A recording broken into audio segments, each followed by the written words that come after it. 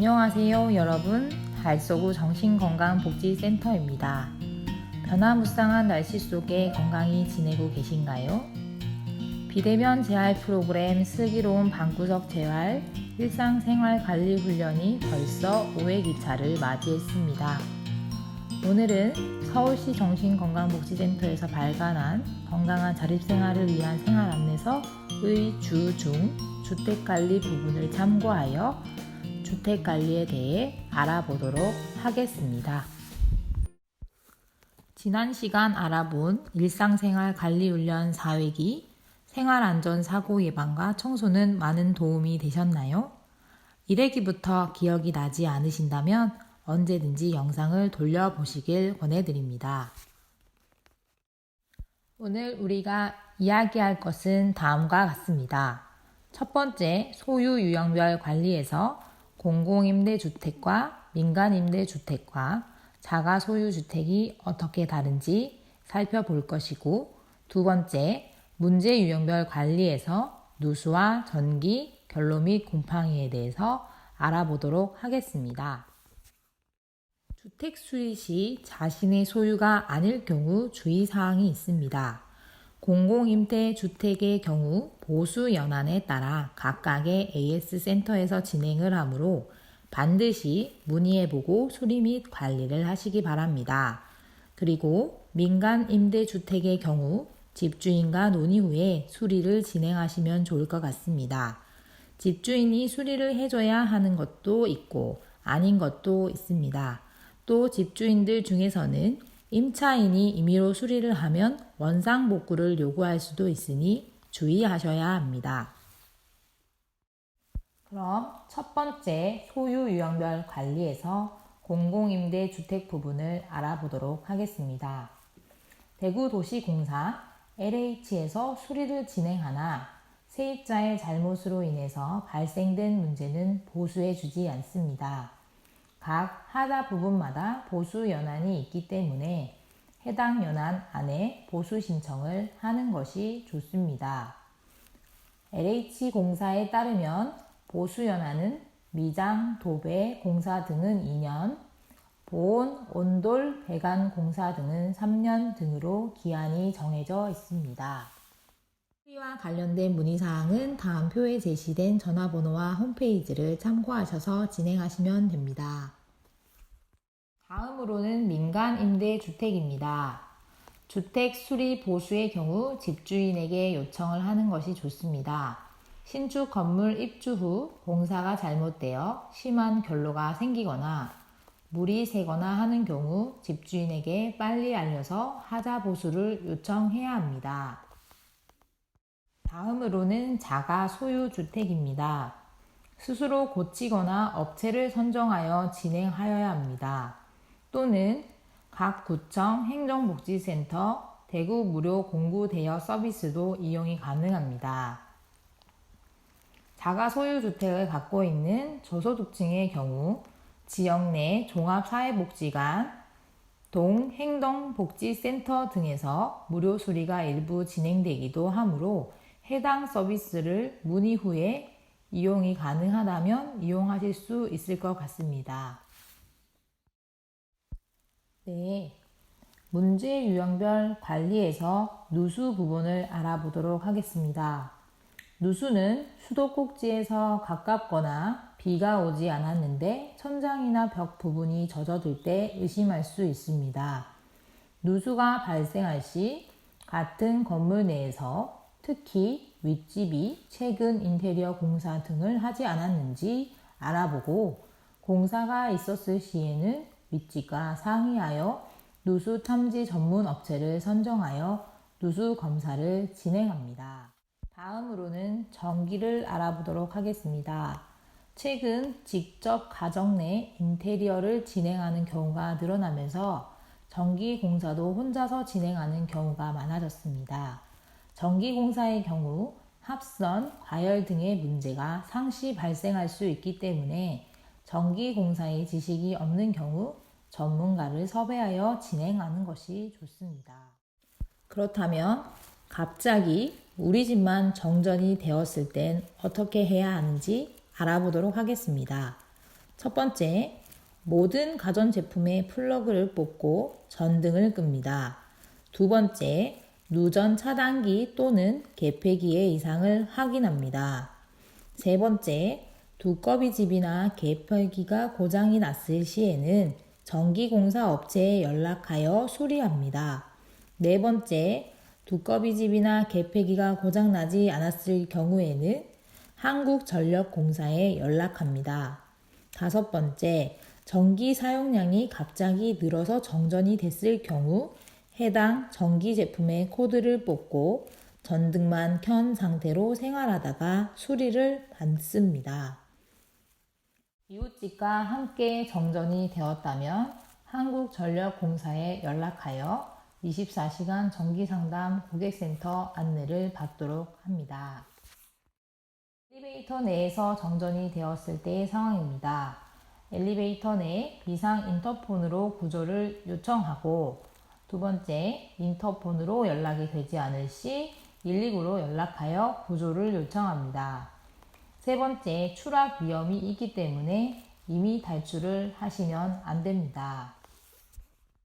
그렇다면 정전에서 복구된 뒤 우리가 해야 할 일이 무엇일까요?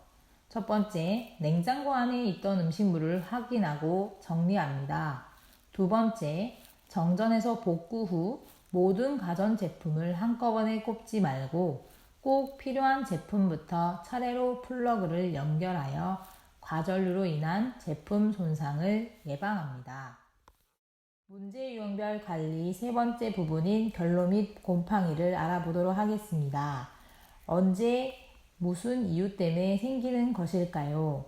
결로란 집 안팎의 온도차가 심해지는 겨울과 여름에 창가나 벽에 물방울이 맺히는 현상입니다.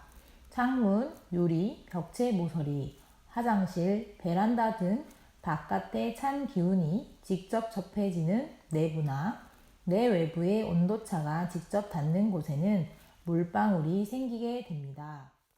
물방울이 맺힌 곳에서 곰팡이가 발생하게 되고, 곰팡이가 공기 중에 퍼져서 폐 질환 등을 유발하거나 음식물의 곰팡이 발생률을 높이게 됩니다. 장마철에는 공기가 습해지면서 벽지 등에 물기가 생겨서 곰팡이가 발생하기도 합니다. 그렇다면 어떻게 예방할 수 있을까요? 첫 번째, 베란다, 화장실, 방의 창문을 방범에 문제가 없는 한 언제나 5cm 가량 열어둡니다.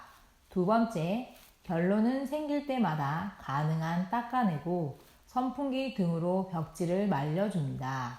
세 번째, 장마철에는 보일러를 가동하여 집안 전체를 한번 건조시킵니다. 네 번째, 장마철에는 실내 건조기, 에어컨 등을 가동하여 제습하는 것도 좋습니다. 그렇다면 이미 생긴 벽지 및 베란다의 곰팡이를 제거하는 방법을 알아보도록 하겠습니다. 첫 번째, 창문을 열고 벽지나 베란다의 곰팡이 핀 부분을 닦아내거나 벽지 등을 뜯어냅니다. 두 번째, 분무기나 물통에 락스와 물을 1대1 또는 2대1로 섞습니다. 매우 심할 경우 락스 원액을 그대로 사용해도 됩니다. 세 번째, 환기가 될 수 있도록 창문을 반드시 열어두고 장갑을 끼고 눈을 보호하기 위해 물안경 등을 쓴 후에 락스액을 흠뻑 뿌려서 10분에서 20분가량 잠시 둡니다. 마지막, 깨끗한 마른 걸레로 닦아낸 뒤에 잘 말려줍니다. 그럼 배운 내용을 요약하여 정리해 보겠습니다. 공공임대주택의 경우 보수연한에 따라 각각의 AS센터에서 진행을 하므로 반드시 문의해보고 수리를 할 것.